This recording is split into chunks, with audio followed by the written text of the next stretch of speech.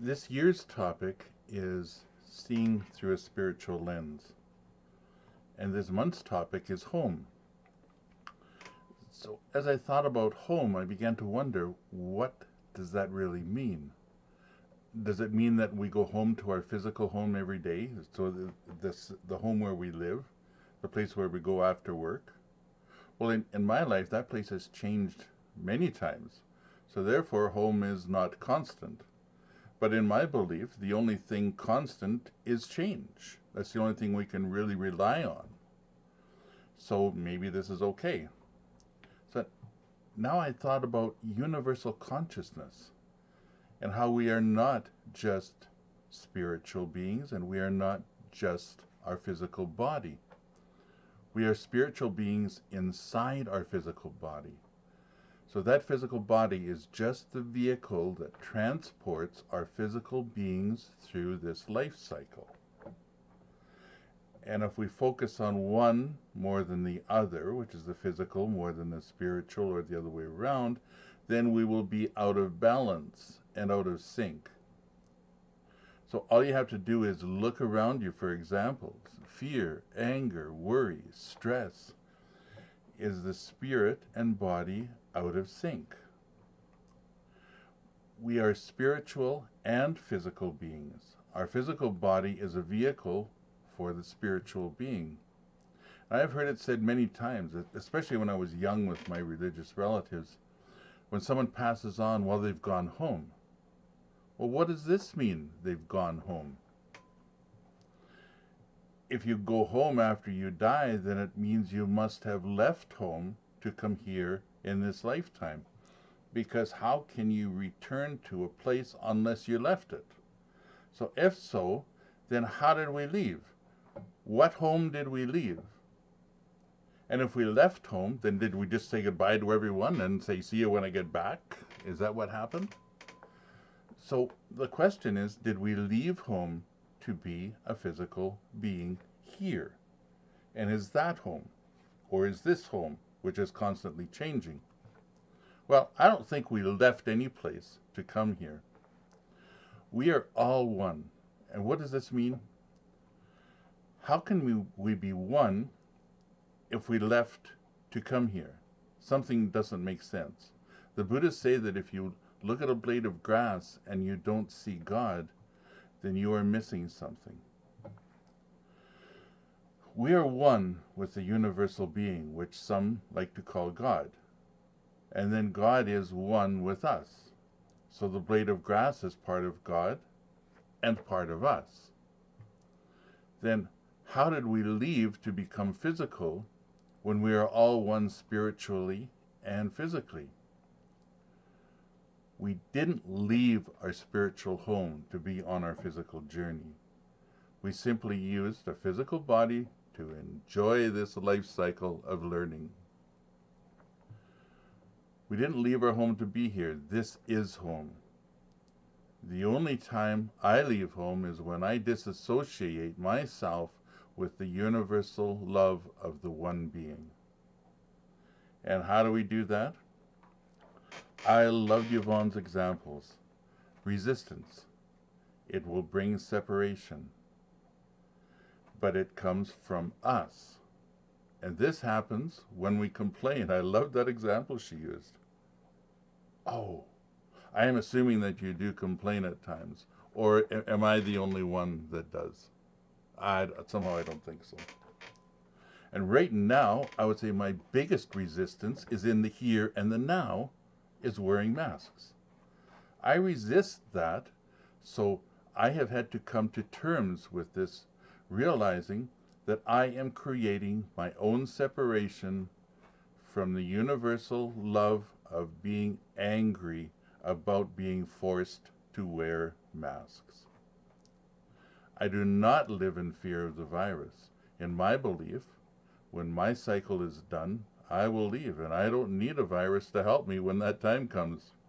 And if I'm not done, then no virus will ever end my cycle. I will be staying. I love the quote from James Redfield. If you want to know if you have completed your mission here, check and see if you're still alive. If you are, then you're not finished. So when we die, we do not go back home. We simply leave our physical body behind since we don't need it any longer.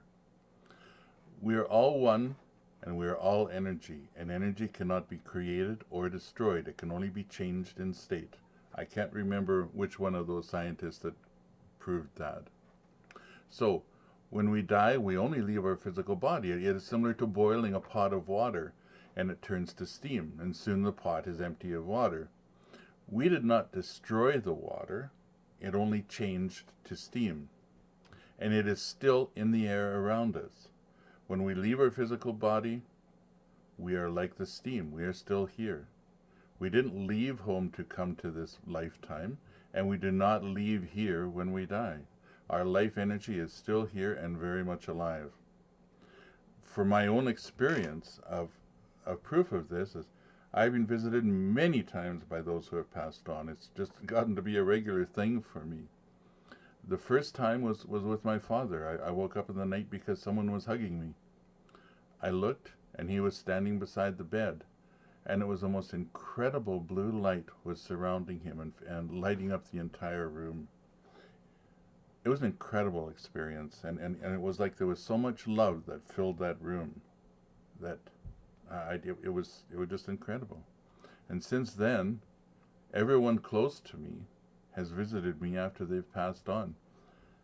That is the experience that led me to the belief that I have about changing states and not leaving home when we leave here, or not returning home when we leave here.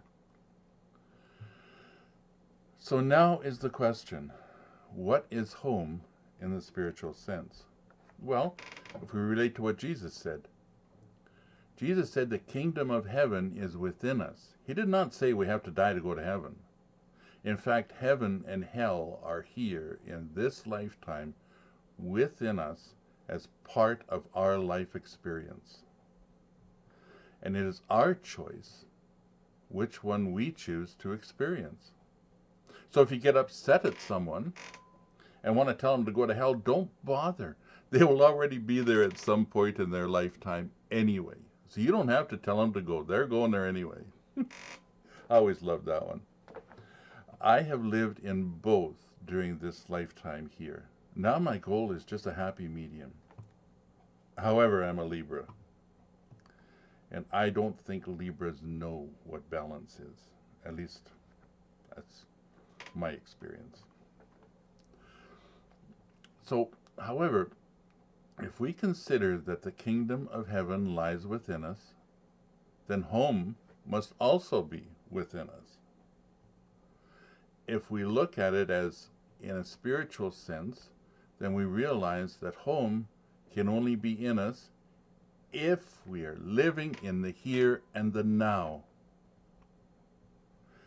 If we live in the future, we are living in time that has not happened yet.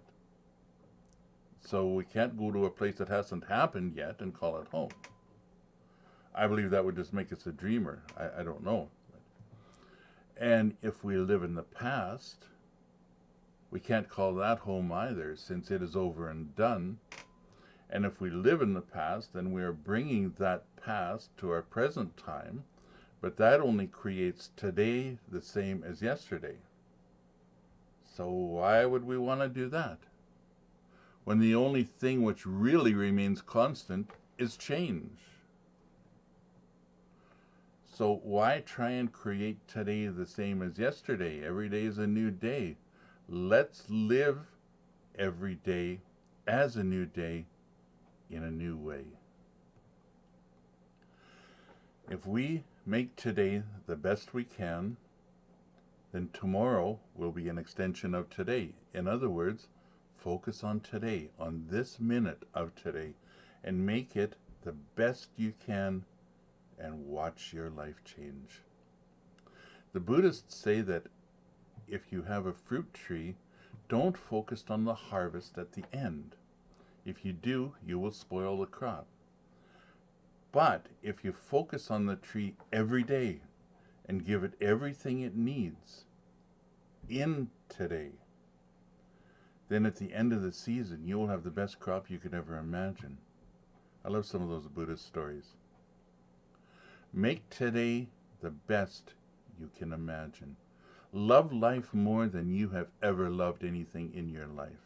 And when you do, watch the benefits and rewards appear in your life. Live in today and ask yourself, what is one thing I can do today to make my life experience better? What is one thing I can do to help someone else in their struggles? If there is something in your life that is taking away from the happiness you deserve, then you simply need to change the way you think about it. In other words, change your story.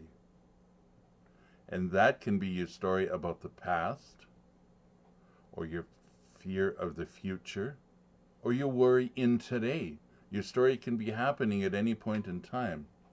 You can change your story about today by learning to focus on the moment of the here and the now. This is where we really live, and this is what we really have. When I learned about changing my focus about the events in my life changed.